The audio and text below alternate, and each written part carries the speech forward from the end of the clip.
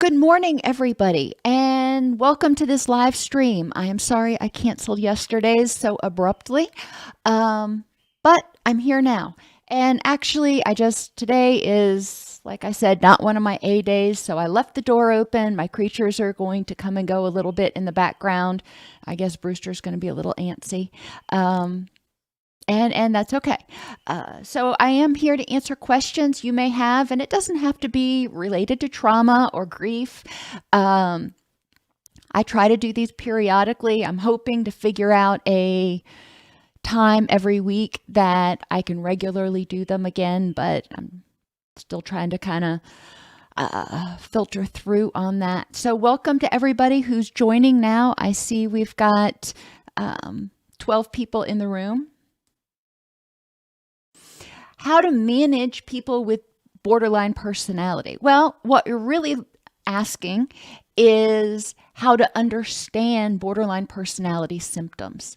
Borderline personality symptoms, well, all of our behaviors, but BPD symptoms have meaning, their communication, and they indicate whether the person feels safe or they feel traumatized, they feel unsafe. When they are splitting, they may be experiencing a sense of unsafeness if they have switched from loving you to hating you. And it's important to recognize that that is their stuff. Now, how to interact with a person when they're dysregulating, there's no one way to deal with that. When they're dysregulating, it indicates that they are,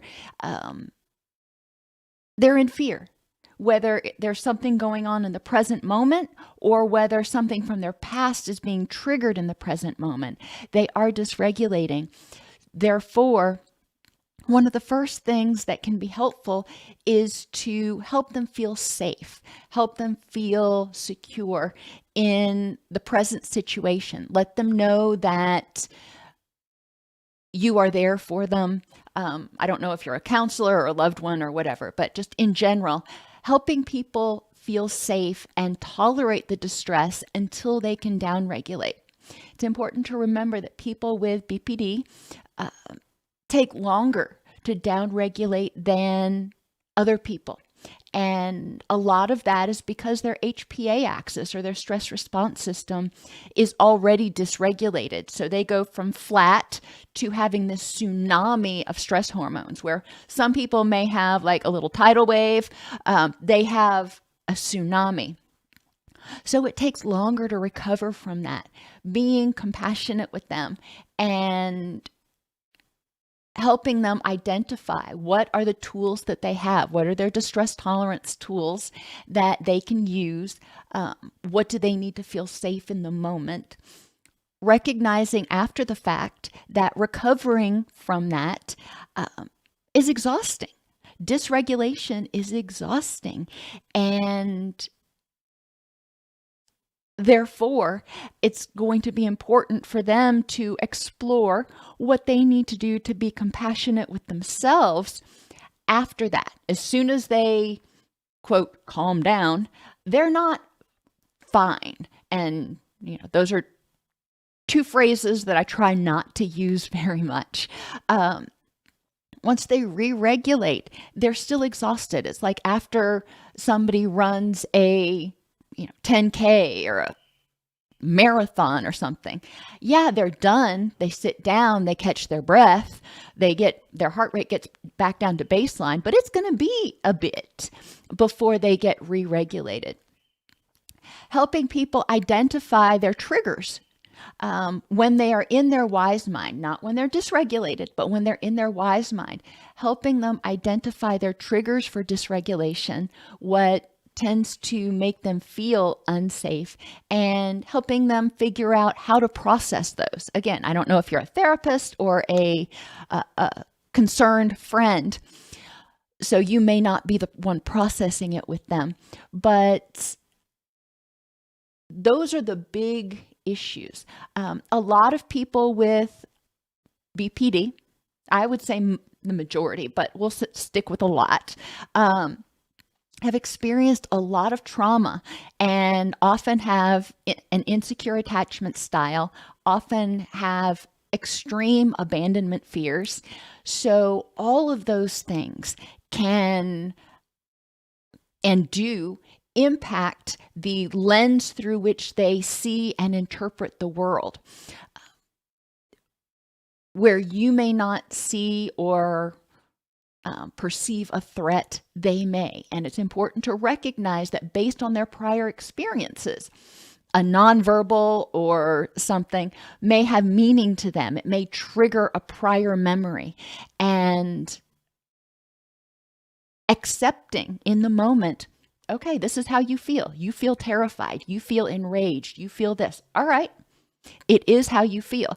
And it's not time to start saying, well, you shouldn't feel this way. Hopefully you never use the should word. But it's time to validate that that's how you feel in the moment. And why you feel that way, I may not understand. And I'm going to be here to help support you and help you feel safe until you can get into your wise mind and process that.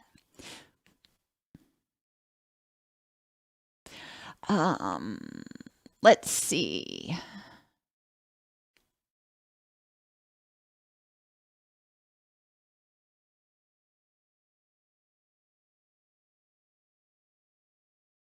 Now, hallucinations are not a part of borderline personality. So you may be referring to bipolar disorder, in which the person is having psychotic features. Hallucinations are a whole different ballgame. And I'll share a story I've shared in a couple other videos. When I was a very, very young counselor and still in school, I volunteered at a crisis hotline, and we had one regular caller who had schizophrenia. And in his perception of the world, when someone would say the, T-H-E, I think it's an article, I don't remember my grammar very well, that was their way of basically telling him that he was going to be damned to hell. And while you and I recognize that that's not the case, in his mind, that was very real. Where you and I recognize that people who are like newscasters on TV don't even know who he is. He felt that that was a direct attack toward him.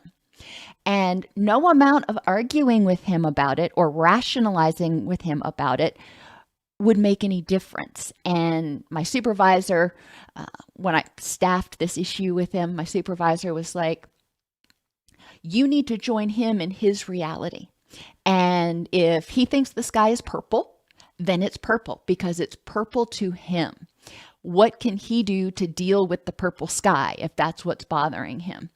And instead of trying to bring him into my reality, helping him figure out how to cope and stay safe in his reality was far more productive. And yes, he needed to be stabilized on meds and everything else. But in the middle of a non-lucid moment, when somebody's terrified, trying to convince them of what is real and what isn't doesn't work.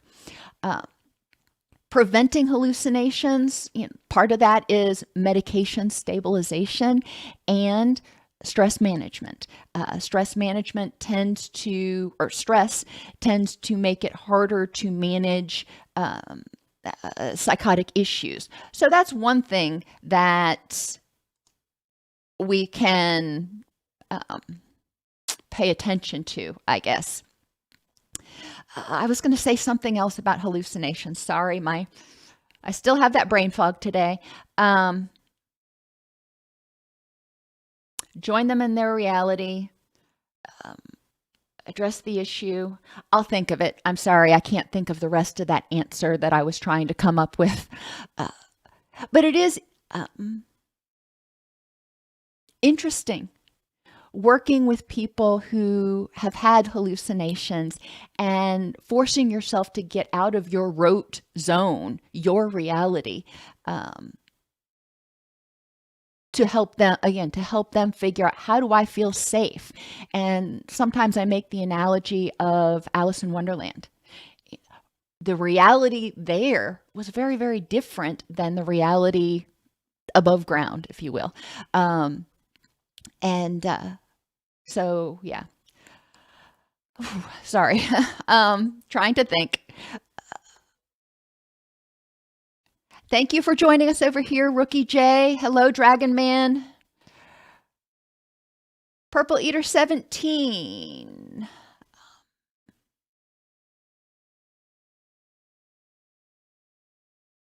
How do you resist the mentality of learned helplessness? It's difficult. It is difficult, and it is okay to recognize that, okay, you may go there for a minute and it feels like, what the frig? It feels like everything's out of control. And for me, I have to step back and identify my cognitive distortions. Everything is out of control. No, not everything. There are several things that are very out of my control right now, but I do have things that are in control. Everything is not going wrong. So I step back, I address my cognitive distortions, I look at my rich and meaningful life collection, collage, whatever you want to call it, and I recognize the parts of my rich and meaningful life that I do have and that are untouched by this. And I'm grateful for that. And recognizing that should bad things happen, and they will. I mean, I'm a realist. Bad things will happen. And should bad things happen, I do have support. I do have the ability to adjust to things, and I do have the ability to plan. And if you've been watching my videos for a while, you know I'm a planner. So I like to have a plan B and then a backup plan for that. So I've usually got a plan C. And that's what I did yesterday.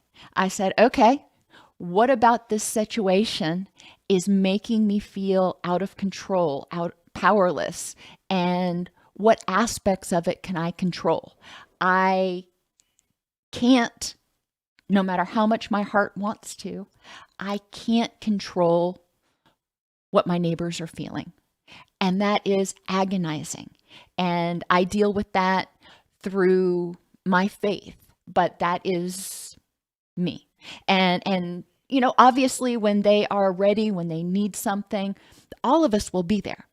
But I can't force them to feel better. They have to process in their own time. And all I can do is be there and be available. So recognizing the best ways to use my energy, regularly reminding myself, because it's not just the thought of learned helplessness comes in my mind and I say, oh, you've got power, and then I feel much better. Would love it to be that way, but it's not. I feel better for a moment, and then I look out the window again. And sometimes it feels like it hits me like a ton of bricks again.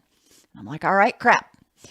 So I get better at rehearsing, what I've got control over. And then I start feeling guilty for being grateful for what I've got. And then I've got to process that. But it's important, as you peel back the layers of this onion, if you will, that you're mindful of what you're experiencing and figure out whether it's something you can address right then or whether it's something you need to table and maybe address at a different time. Somebody mentioned in the premiere that just like with grief, and there's a grieving process to this. There's a lot of grief going on. A lot of us are stuck, well, not stuck, bouncing back and forth between anger and depression today. But just like with a grieving process with trauma, there will be trauma bursts where that trauma gets triggered again by reminders of some sort, or maybe not even. It just all of a sudden pops in your head, and that sucks. You really wish you could totally program your brain on, okay, we're done, we processed this, nothing we can do about it, move on. Brain doesn't work that way.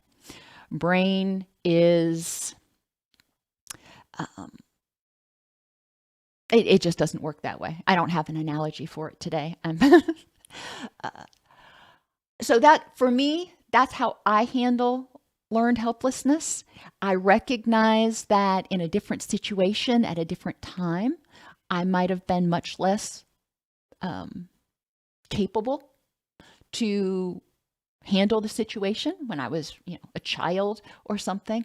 But I recognize, and I think it's important to recognize what resources you do have. And it may not be internal resources.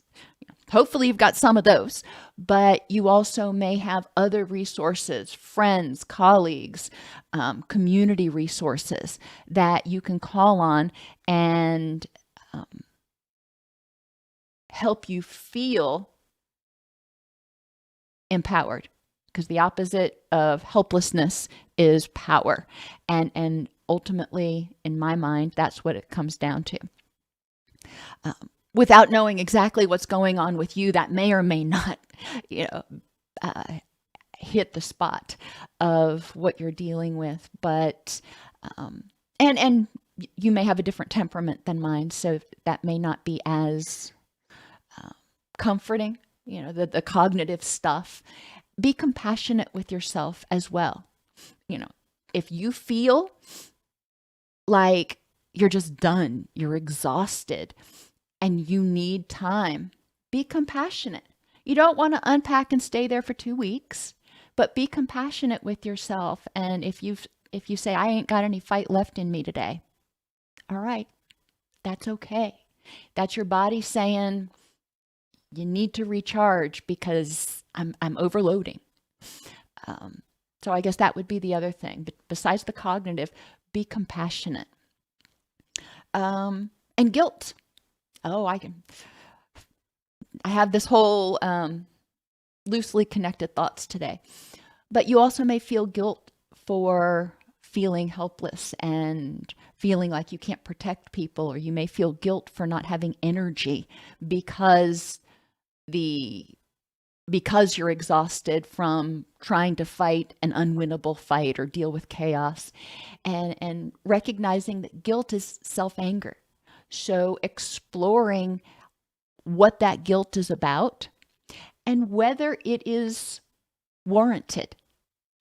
And only you can make that decision. But sometimes we should ourselves into oblivion and looking at that guilt, saying, would I hold somebody else to this standard? Would I be angry with them or disgusted with them if they did what I'm doing now?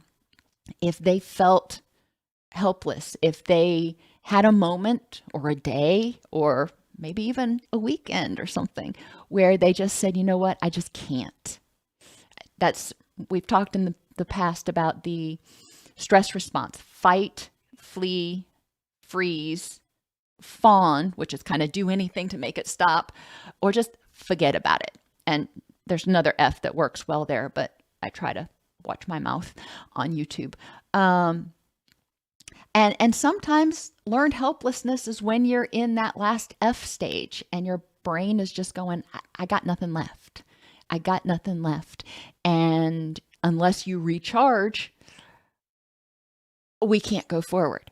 So it's kind of like trying to do something on your phone with a battery that's got 1%. You're probably not going to be able to finish what you're doing. It's an exercise in futility until you charge the battery. I think I like that analogy. Anyhow, I'm sorry, y'all. My thoughts are all over the place today. And I'm sorry that you're going through whatever you're going through, Purple Leader. That's one of my favorite songs. How do you help a parent going through a stressful period but likes to keep it to themselves and be as independent as possible? Respecting their boundaries is huge. And I hear that you're doing that. I hear that you recognize their boundaries. They want to be independent and deal with it on their own. And that's okay. Making sure that they know that if they need anything, you're there, that you are willing to help in any way that they want. If you have concerns about what's going on, for example, a caregiver who is struggling because they're losing their vision and they really can't drive anymore. And they're having to come to terms with the fact that they're losing their independence. That can be devastating for people. And they may process it themselves.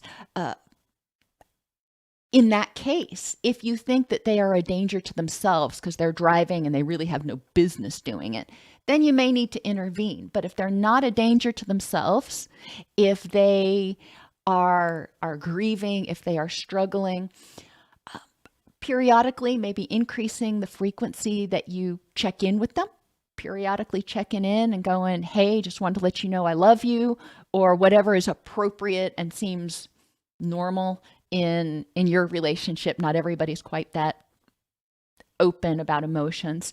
That can be helpful. And if they need help, they will ask. But respecting their boundaries, that they may feel like they want to deal with it themselves, is hard. It's agonizing. Whether you're a parent seeing this in a child, or you're a child seeing it in a parent, or just a person seeing it in somebody you care about. It's really hard to stand back, especially if you think you could help. It's really hard to stand back and go, when you're ready. In my opinion, now there's no clinical evidence one way or the other, but in my opinion, generally the best approach is not to be invasive. So, and to process your own distress about feeling powerless, feeling helpless, feeling whatever they're going through may be devastating for you as well. I mean, recognizing that your caregiver is aging,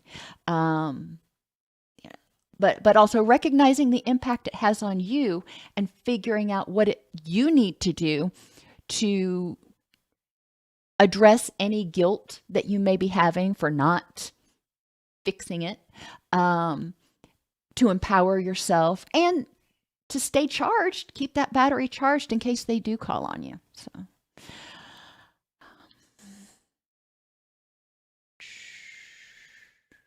What about paranoid personality disorder? Part of the challenge with a lot of the, quote, personality disorders is, in my opinion, in my experience, a lot of the behaviors developed as a functional response to a chaotic, traumatic situation, environment when the person was a child. Most personality disorders appear early in life, and they're ingrained behaviors. It's not, most of the time, it's not something the kid was born with, but they're behaviors that appear earlier in life, and like I said, often represent a way they learn to survive in a chaotic environment. So what appears paranoid to a lot of us may not be, based on their experience. Now, if they're experiencing delusions, they think the FBI is reading their mind or something that is very clearly not true. Okay. And again, the person, hopefully, if they are delusional or having hallucinations, they're working with a psychiatrist. who can help manage some of those symptoms. But in the moment, if they are having these thoughts, feelings, experiences, instead of trying to contradict them, most of the time it is more productive and more helpful to, again, help them figure out, okay, if this is what's going on, what do you need to do to stay safe?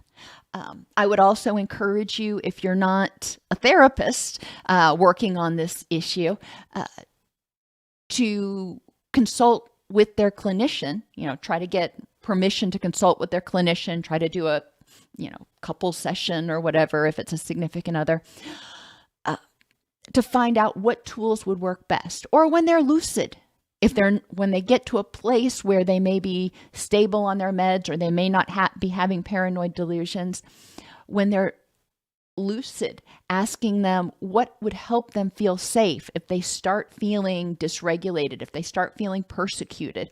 If you're paranoid, that means when you start having those delusions or thoughts, you feel terrified, you feel very unsafe. So ultimately, one of the first things in order to help them get out of that fight or flight state of mind is to help them feel safe. And that's where I start. I've only worked with probably a dozen people with paranoid personality disorder in the 20 some odd years I've been in practice.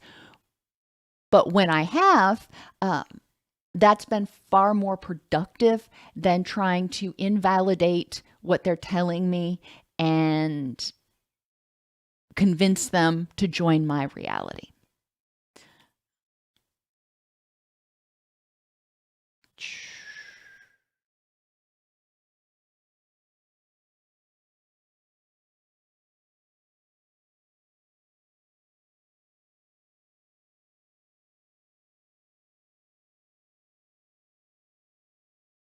Not quite understanding your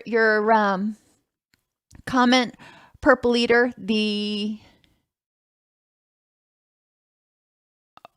For problem solving, if you could clarify that a little, that would be helpful.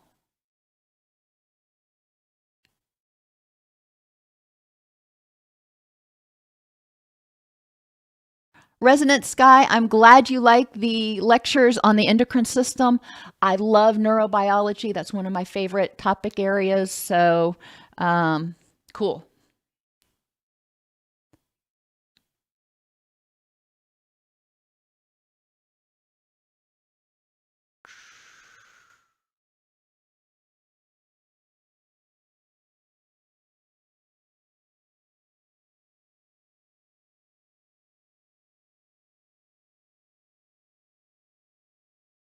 All right. Marie, I evidently missed your question. I'm sorry. I'll have to scroll back up in a minute. I am glad the videos are helpful. Tips for choosing to stay together and work through emotional infidelity.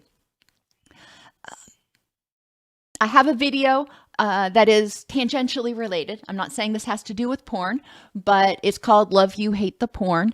And it does talk about the impact of someone engaging in a emotionally unfaithful relationship via pornography, and some of the things that can be helpful for doing that.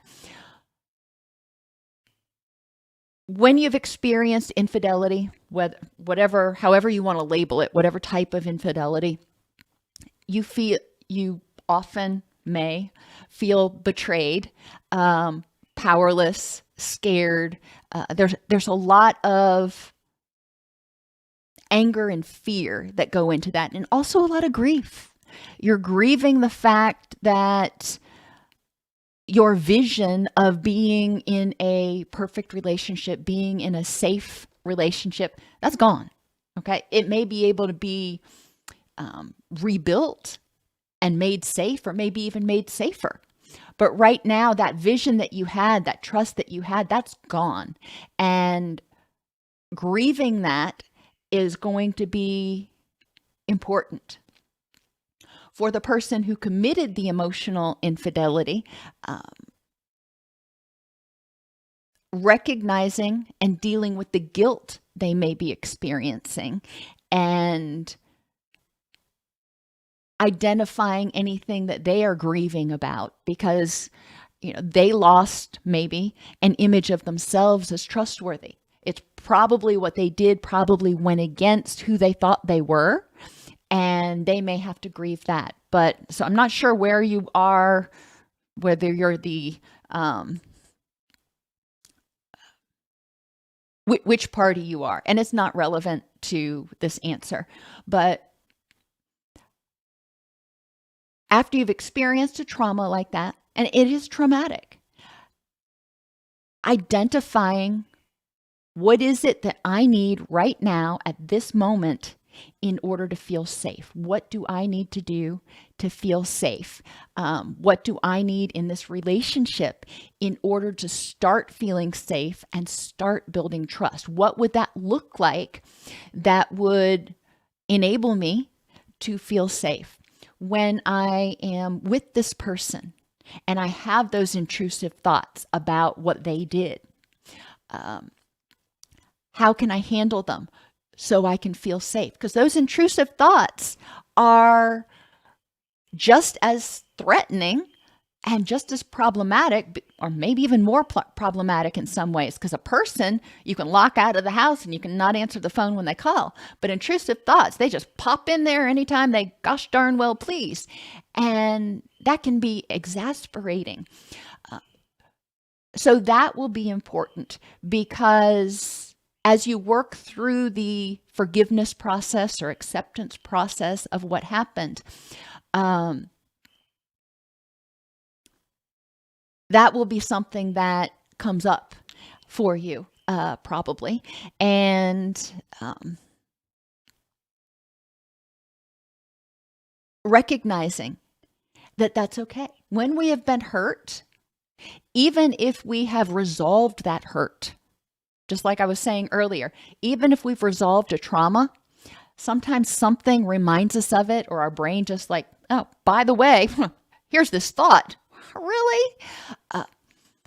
Recognizing that it may come up and developing thought-stopping tools, developing distress tolerance tools that you can use to cope with that when it does. So like I talked about in the video today, you don't spend your time all of a sudden revving up a bunch of energy, getting angry over it again when you thought, when you'd already processed it.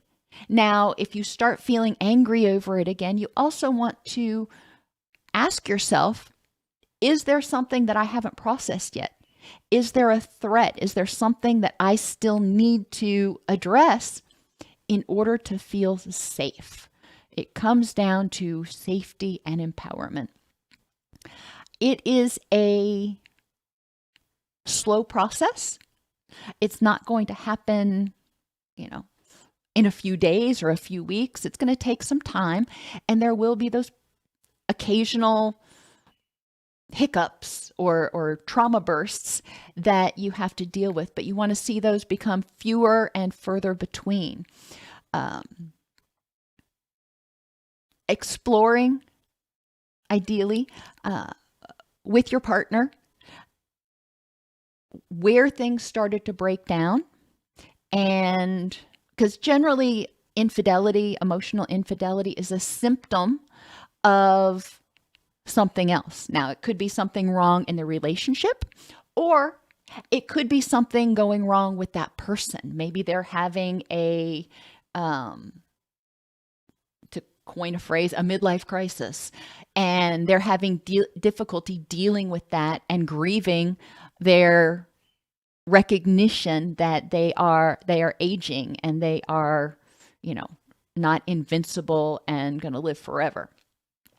So exploring what led to the infidelity and how it can be prevented in the future. And again, looking at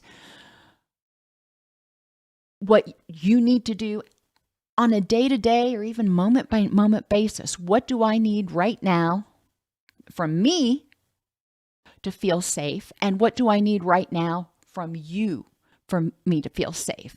And how can we make this work? Obviously, you're not going to be able to be with that person 24/7, 365, nor is that healthy. So figuring out what that looks like will be a step in the right direction.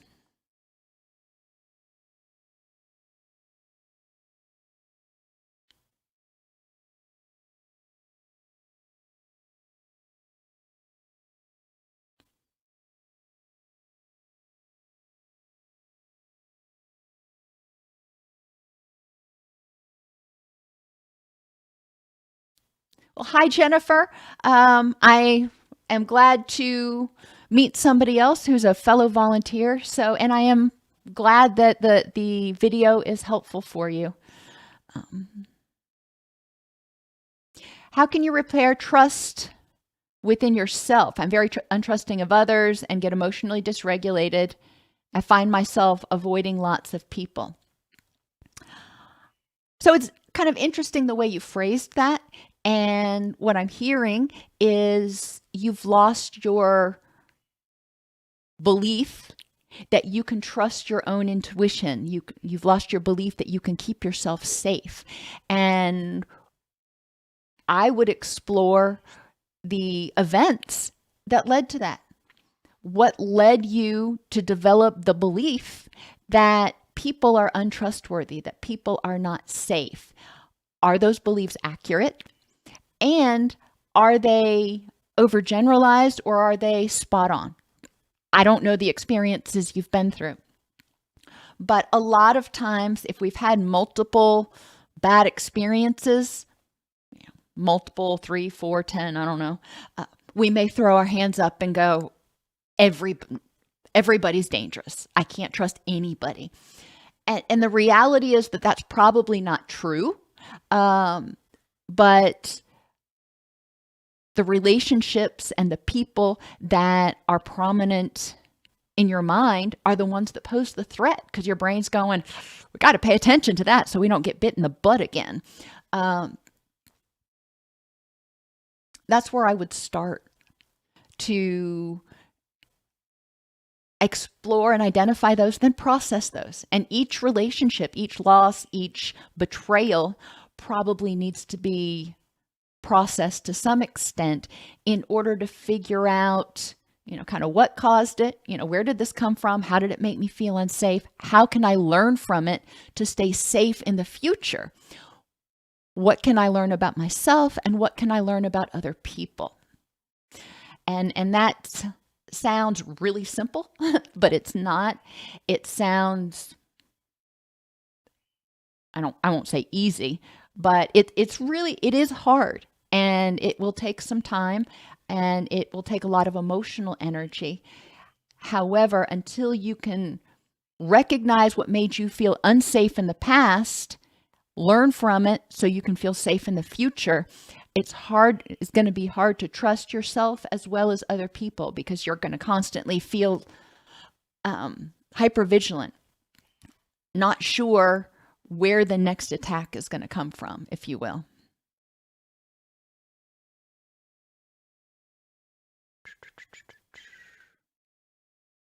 Okay, somehow I jumped way forward on a lot of these, so give me just a second. Parent, I did that one.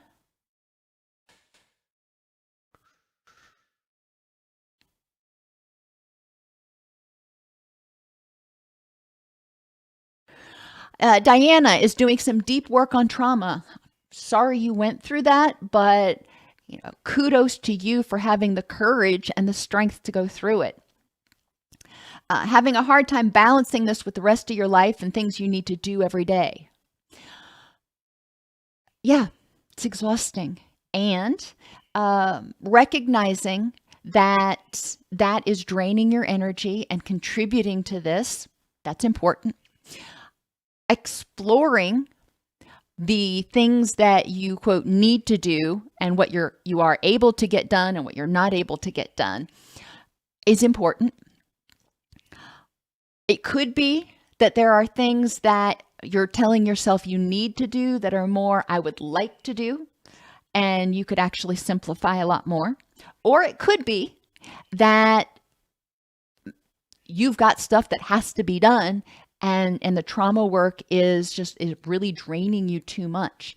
In which case, if you are my patient, and I encourage you to discuss this with your therapist, if you were my patient, I would say maybe we need to slow down. Maybe we need to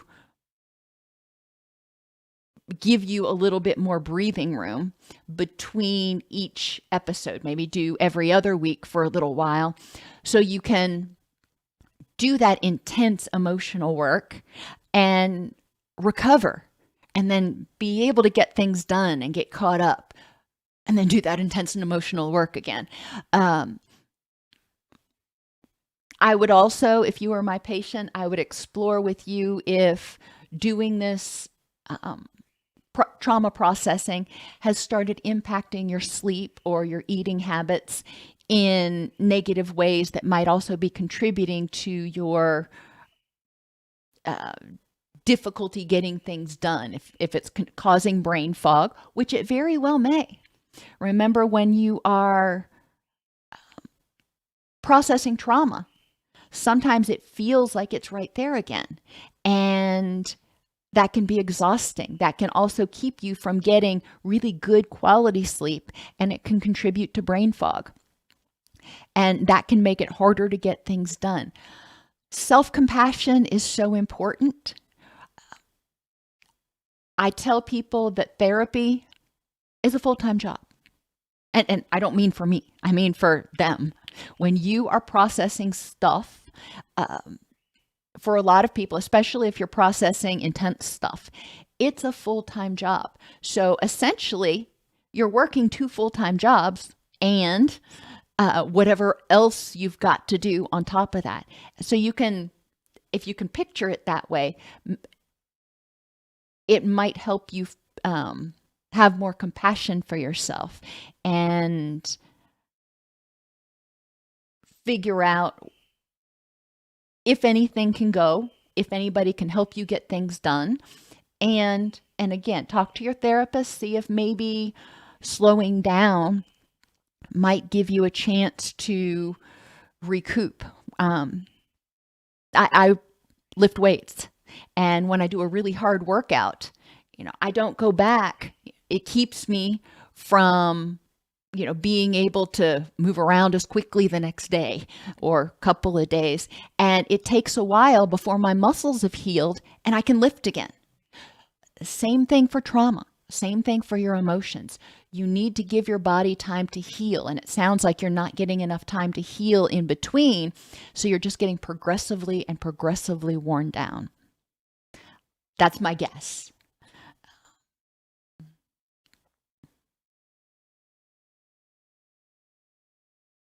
Michael, I'm glad you both enjoy the channel. And again, I apologize to y'all for my brain fog today and not being quite as on point. If your niece wants to talk anything about being a therapist, feel free to have her email me at support@docsnipes.com, and they will get me that. They'll get me that email. I love talking to students, aspiring therapists. It's good to have somebody who's not going to sugarcoat stuff, let you know the good, the bad, and the ugly.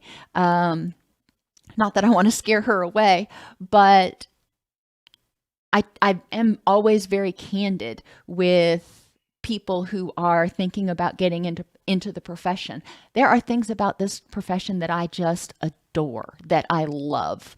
And there are things about this profession that I adore that I truly miss doing, like running group. However, there are downsides like medical billing. And we can talk about that. The good thing, if you will, is you definitely have job security. There's definitely, sadly, but there's definitely job security for that.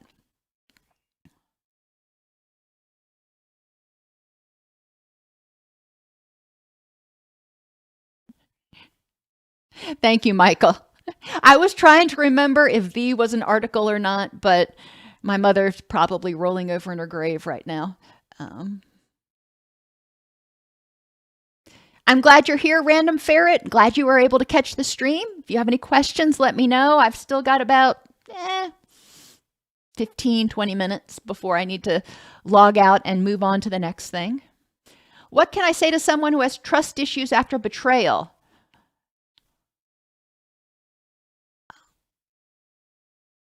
One thing that can be helpful is to keep a log or a journal. I'm not a journaling person, so I usually resist recommending journaling, but I'm a log person. I'll keep a logbook. Keeping a mindfulness log each day of experiences you've had with people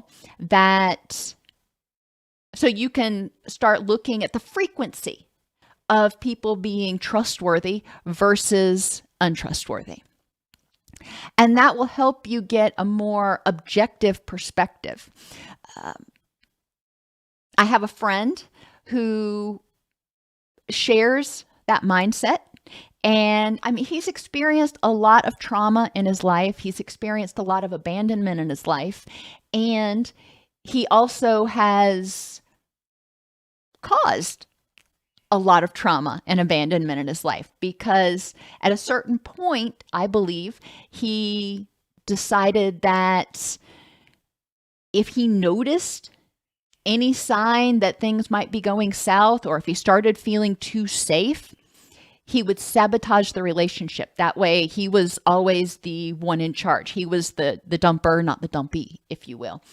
So it's important to keep an eye on and evaluate your relationship so you can see, is my belief that all people will abandon me? Is my belief that all people will fail me at some point?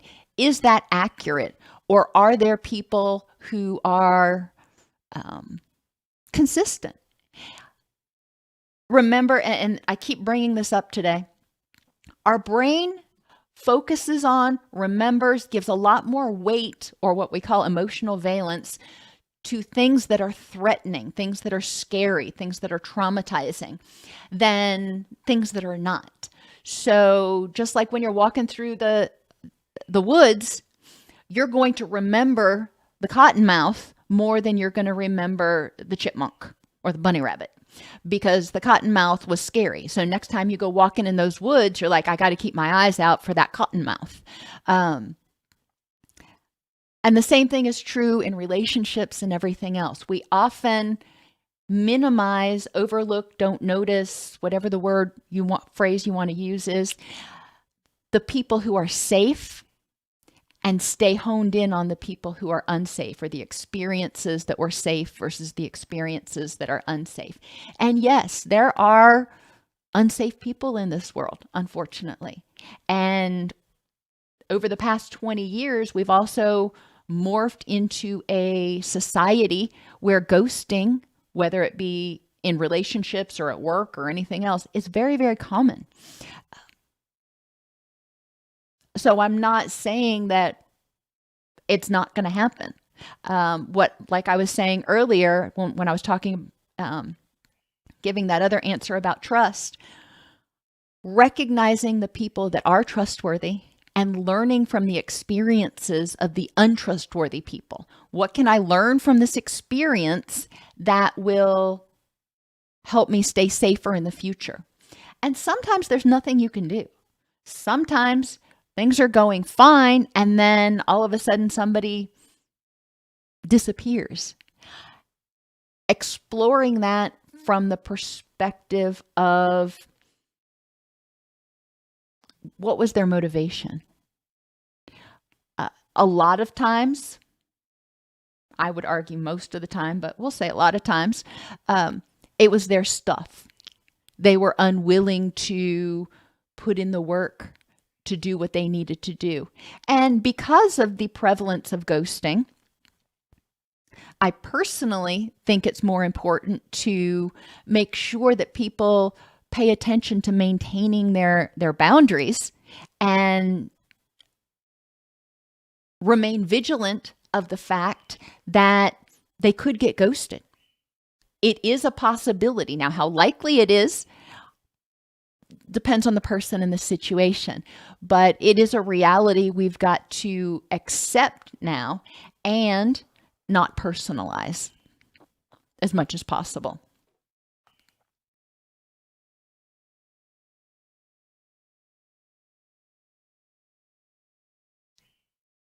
Well, thank you for that awareness, Michael. I am glad your niece has been with me for so long. I'm very grateful to my OGs.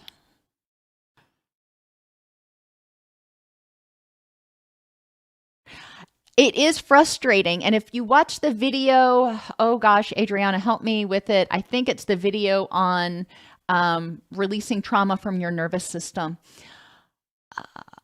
I talk about how when you experience trauma, all of the stimuli associated with that trauma, sights, smells, sounds, are encoded with it. And then when you're somewhere else, like the grocery store, and you encounter one of those sights, sounds, or smells, like, for example, the sound of fire engines, it triggers that memory, and it may trigger a flashback, in which case you're basically having another mini traumatic event. What do they call it with earthquakes? An aftershock. You might think of it that way. But then the stimuli in the grocery store, which is very benign, may become associated with feeling unsafe. And that's how, unfortunately, a lot of people start to develop agoraphobia and increased anxiety after a trauma, because those trauma experiences start becoming generalized, and then they start feeling like nowhere they go are they safe.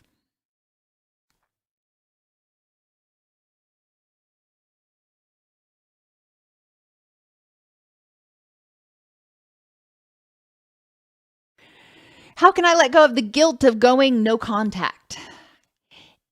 If what I'm assuming is you're talking about you were in a relationship and you cut it off and you said, nope, can't do it, no contact. And I would explore, again, I'm cognitive behavioral, I would explore on paper the benefits to and drawbacks to contact with that person and the benefits and drawbacks to non-contact with that person. My guess is you made that decision because you needed to do that to stay safe. For whatever reason, emotionally, cognitively, physically, whatever reason, you needed to do that in order to stay safe. Going no contact's not easy. Any radical change in our lives like that is not easy. So you didn't make it lightly. And exploring the reasons why you did that is important, and validating for yourself if it is the right thing to do. And it sounds like it is. So validating for yourself why you did that. Remember, guilt is anger at yourself. So I would explore why you might be angry with yourself for setting that boundary, for saying, you know what, I can't do this anymore. What are you shoulding yourself? Guilt usually comes from shoulds. So that guilt is saying, I really should be there to help that person. In addiction, we see this a lot, where people at a certain point have to enact that tough love, and they have to say, you know what, as long as you're engaging these behaviors, I can't be around you. I can't do this. It's not safe for me. But they can feel guilty because they know that person is suffering or struggling. Yes. And that person has probably been provided resources that they could take advantage of, or they know what they need to do. And I don't know if this is your situation, but in addiction, the person with the addiction knows what they need to do in order to regain this support over here. But in order to prevent enabling, sometimes people have to set really hard boundaries. You may be angry at yourself because, well, the shoulds. Stay with the shoulds. Okay, I'm glad I answered your question, Purple Eater. I was a little bit confused. Earning your MS in addiction counseling. Woohoo! Having a problem finding a practicum. Any advice on how to convince licensed clinicians? No. The challenge with practicum is that it's a non-billable service, that supervision does take a lot of time and energy. And a lot of clinicians, well, time, energy, liability stuff. A lot of clinicians are booked, morning till night, and they don't feel like they have the time to appropriately supervise a practicum student. That being said, most of your nonprofit organizations, your treatment centers, welcome practicum students. Your university, here's the word I hate, should have a list of approved practicum sites that you can work at. And if not, that's a problem. It is required in a lot of situations, if they're CACREP accredited, for example, to make sure that there are appropriate approved practicum sites. But if that doesn't exist, whatever. Looking at those nonprofit treatment centers, here it would be volunteer behavioral health, mental health co-op, those sorts of things. I think Bradford might be a nonprofit, and even some of the for-profits like UHS and Acadia that have the big residential treatment centers are often much more prepared and open to accepting practicum students because they have that built into their structure.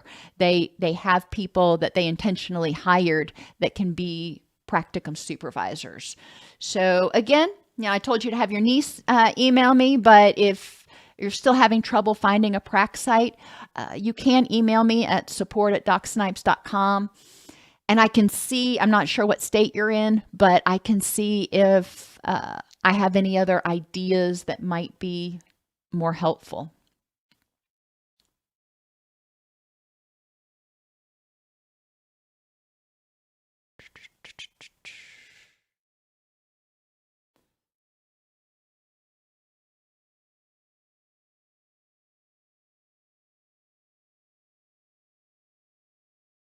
All right, I'm going to answer 2 more questions and then I have got to go.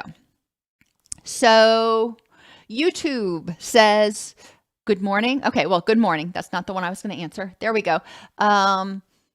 Alfredo 56, relationship with a person with BPD. And I'm going to assume here that we're talking about borderline personality, not bipolar, but it may be the same answer. I'm not sure. When is it a toxic relationship? Relationships, I'll use the cookie analogy that some of you have heard before. Healthy relationships are like chocolate chip cookies.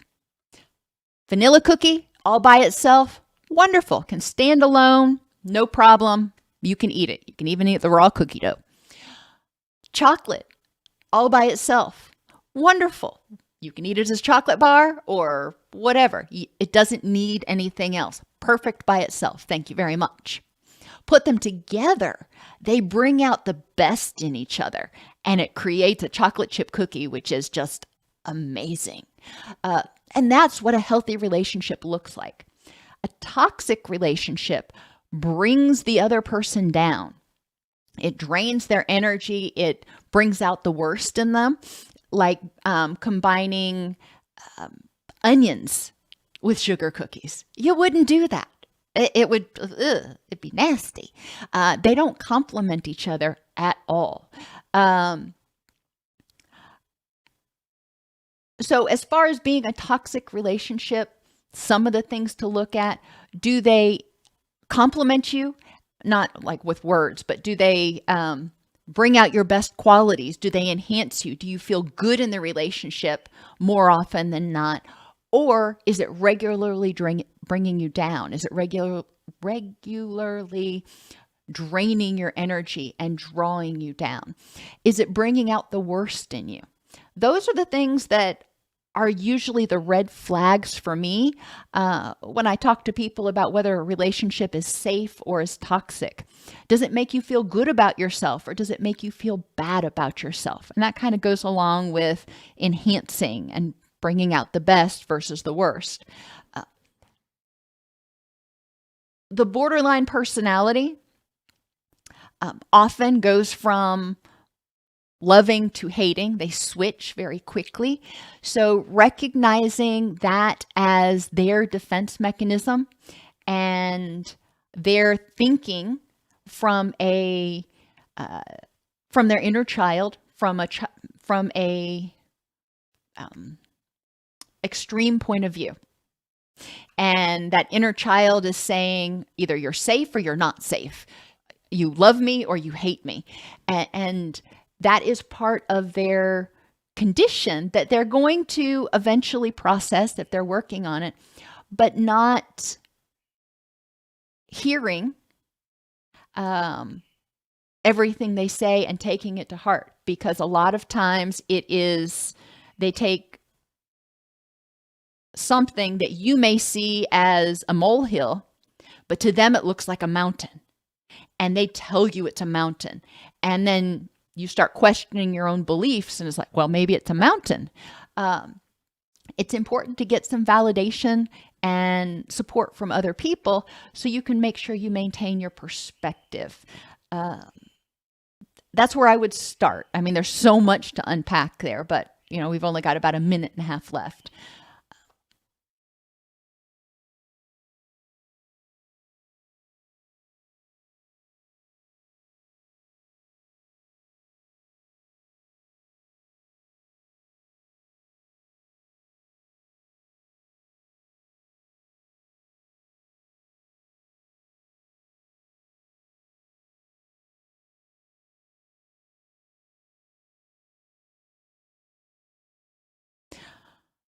All right, everybody, thank you for being here today. I think I got to most of the questions. I will be doing these more often. Hopefully, my plan is to do them on Mondays after the premiere. But again, yesterday I got sidetracked, which is why we're doing it today. So look for the notifications on Mondays, probably about 9:30 for these live chats for the next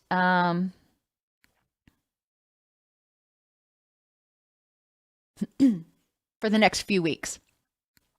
And I don't know why I always touch my nose when I think. I just do.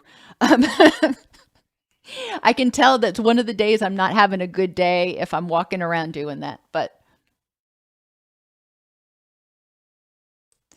everybody have an amazing day.